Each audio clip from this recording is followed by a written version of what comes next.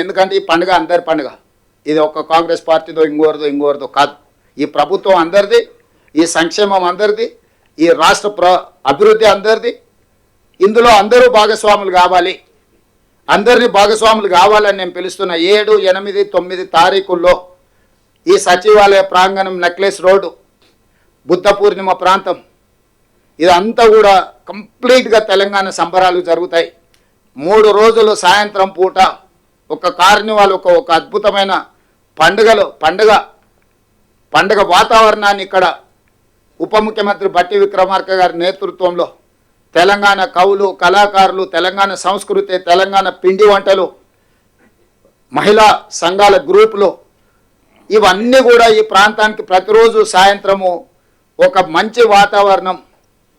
ఒక వనభోజనాలకు వెళ్ళినప్పుడు మనం ఎట్లాంటి వాతావరణం ఉంటుందో, ఒక బోనాల పండుగ, బతుకమ్మ పండుగ చేసుకున్నప్పుడు ఎట్లుంటుందో, దసరా పండుగకు జమ్మికి వెళ్తే ఏ విధంగా మన అందరం కలుసుకుంటామో అట్లాంటి వాతావరణం హైదరాబాదు నగరం నడిబొడ్డున సచివాలయం ముందల నెక్లెస్ రోడ్లో 7, 8, 9 అద్భుతమైన సాంస్కృతిక సాంప్రదాయబద్ధమైన కార్యక్రమాలు సాయంత్రం పూట ఉంటాయి. అందరూ ఆహ్వానితులే. తెలంగాణ వాళ్ళే కాదు, ఇతర రాష్ట్రాలు, ఇతర దేశాల వాళ్ళు కూడా మన సంస్కృతిని, సాంప్రదాయాలను, మన పిండి వంటల రుచులను చూడడానికి ఇక్కడికి రావచ్చు. ఒక గణేష్ నిమజ్జనం జరిగినప్పుడు ఇక్కడ ఎట్లాంటి వాతావరణం ఉంటుందో అట్లాంటి వాతావరణం ట్యాంక్ బండ్ మీద ఉండాలి అని, మనందరం కలిసి పండుగ చేసుకోవాలని, ఈ పండుగ అందరిది, పండుగలో అందరూ పాల్గొనాలి, ఇంక్లూడింగ్ మీడియా మిత్రులు కూడా. మీరు కూడా మీ కుటుంబాలతో వచ్చి సాయంత్రం పూట కొంత సమయం కుటుంబానికి ఇవ్వండి. ఎప్పుడు ఉద్యోగం చేసుడు, స్క్రోలింగ్లు పెట్టుడు, బ్రేకింగ్ న్యూస్లు పెట్టుడు, ఈ టెన్షన్ నుంచి కొంత బయట పడండి. ఎప్పుడు టెన్షన్లు ఉంటే ఆరోగ్యం తొందరగా దెబ్బతింటుంది.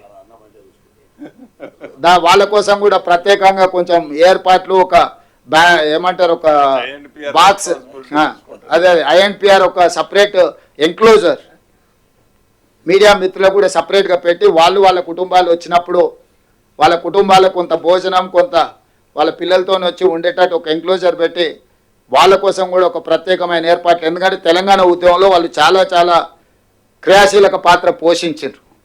కాబట్టి ఆ పాత్ర ఈరోజు మీకు నిజంగా ఆ పండుగ మీ కళ్ళల్లో చూడాలని మేము అనుకుంటున్నాం.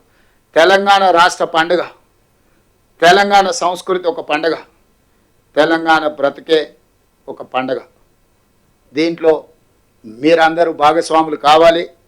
ఈ పండుగ సందర్భంలో ఒక మంచి వాతావరణం సృష్టించడానికి మీ వైపు నుంచి సహకారం ఉండాలి. ఇంకా 4 సంవత్సరాలు ఉంది. ఏమైనా విషయాలు ఉంటే చర్చించుకుందాం. 9 తారీఖు తర్వాత అసెంబ్లీ ఉంటుంది.